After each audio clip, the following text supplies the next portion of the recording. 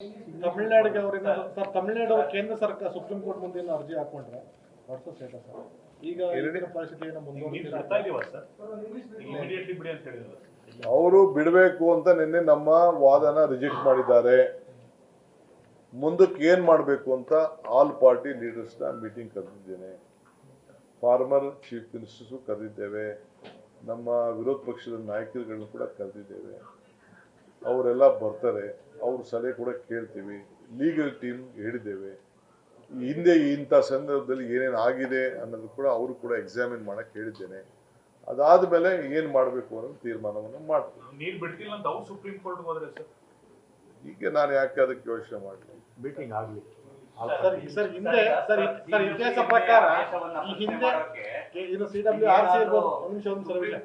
ಅವಕಾಶ ಇದೆಯಾ ಸರ್ ನಿಮ್ಗೂ? ಈಗ ನಾನು ನಾನು ನನ್ನ ಡೆಲ್ಲಿ ಲೀಗಲ್ ಟೀಮ್, ನಮ್ಮ ಅಡ್ವೊಕೇಟ್ ಜನರಲ್ ಅವರ ಸಲಹೆ ಮತ್ತು ನಮ್ಮ ಆಲ್ ಫಾರ್ಮರ್ ಚೀಫ್ ಮಿನಿಸ್ಟರ್ಸು ಮತ್ತು ಅಪೋಸಿಷನ್ ಲೀಡರ್ಸ್ ಅವ್ರ ವಿಶ್ವಾಸಕ್ಕೆ ತೆಗೆದುಕೊಳ್ಳದೆ ನಾನು ಯಾವ ತೀರ್ಮಾನನೂ ಮಾಡಿಲ್ಲ. ಸರ್ ಈಗ ನಿಮಗೂ ಸಹ ಸುಪ್ರೀಂ ಕೋರ್ಟ್ ಹೋಗ್ಲಿಕ್ಕೆ ಅವಕಾಶ ಇದೆ, ಅವ್ರಿಗೂ ಸಹ ಹೋಗ್ಲಿಕ್ಕೆ ಅವಕಾಶ ಇದೆ. ಅದೇ ಈ ಹಿಂದೆ ಹಲವಾರು ಘಟನೆಗಳಲ್ಲೂ ಸಹ ಅವ್ರು ಸುಪ್ರೀಂ ಕೋರ್ಟ್ ಹೋಗಿ ಆದೇಶ ತಗೊಂಡು ಬಂದೇ ನೀರು ಬಿಡಿಸ್ಕೊಂಡಿದ್ದಾರೆ. ನೀವು ಅರ್ಜಿ ಹಾಕೋ ಸಂದರ್ಭದಲ್ಲಿ ನೀರು ಬಿಟ್ಬಿಟ್ಟು ಆಮೇಲೆ ಅರ್ಜಿ ವಿಚಾರಣೆ ಆಗಿರುವಂತ ಘಟನೆಗಳು ಇದೆ.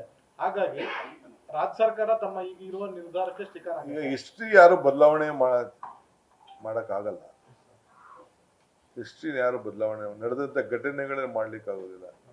ನಾನು ಹೇಳ್ತಾ ಇದ್ದೀನಲ್ಲ, ಇವರು ನಾಗೇಗೌಡರು ಇದ್ದಾಗ, ಬಂಗಾರಪ್ಪರು ಇದ್ದಾಗ, SF ಕೃಷ್ಣ ಇದ್ದಾಗ, ಬೊಮ್ಮಾಯಿಯವರು ಇದ್ದಾಗ, ಯಡಿಯೂರಪ್ಪನವರು ಇದ್ದಾಗ, ಕುಮಾರಸ್ವಾಮಿ ಅವರು ಇದ್ದಾಗ ಏನೇನಾಯ್ತು ಅಂತ ನಾನೀಗ ಚರ್ಚೆ ಮಾಡಕ್ಕೆ ಹೋಗೋದಿಲ್ಲ.